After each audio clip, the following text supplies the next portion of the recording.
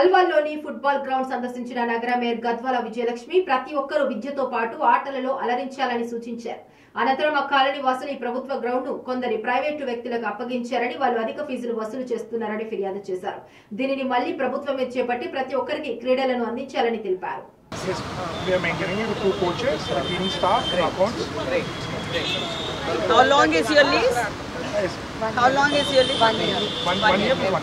ఇది old అల్వాలోని play ground గారికి ఇప్పుడే మేయర్ గారు వచ్చిపోయారు, సదస్యం చేసి ఆ కాంట్రాక్టర్తో మాట్లాడితే మేము విన్నది ఏంటంటే ఓ గంటకు 1000 రూపాయలు, డే అయితే నైట్ అయితే 1200 అంటారు.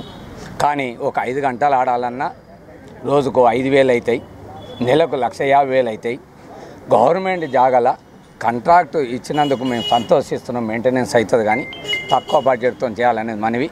ఈ గ్రౌండ్కు పెద్ద చరిత్ర ఉన్నది, ఎందుకంటే పక్కకు హోమ్ ఫర్ ఏజ్ ఉంది, దానికి మాజీ డిఎస్పీ గారు దాన్ని మెయింటెనెన్స్ చేస్తుంటే డీజీపీ గారు మద్రాసులో తమిళనాడు గవర్నర్ వాళ్ళకు ఫ్రెండ్ ఉండి ఇది గవర్నమెంట్ తరఫున బాగా ట్రై చేయడం జరిగింది, తీసుకొని హోమ్ ఫర్ ఏజ్ కడదామనే ఆలోచనలో ఆయన చాలా ఏంటంటే గవర్నర్ గారు ఉన్నారు కాబట్టి బాగా ట్రై చేయడం జరిగింది. అర్జున్ బస్సులు ఉన్న మనం ప్రస్తుతం మచ్చబొల్లారం డివిజన్లో ఒక గవర్నమెంట్కి సంబంధించినటువంటి జిహెచ్ఎంసీకి సంబంధించినటువంటి ప్లే గ్రౌండ్ దగ్గర ఉన్నాము.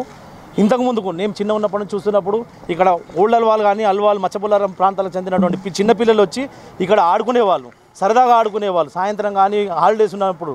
కానీ ప్రస్తుతం జిహెచ్ఎంసీ కాంట్రాక్టర్లను పెంచి పోషిస్తున్న విధంగా ఉన్నది. ఇప్పుడు ఇక్కడ చేసినటువంటి ఈ బాక్స్ క్రికెట్, ఫుట్బాల్ రోజుకు ఒక గంటకు 1200 రూపాయల నుంచి 1500 రూపాయలు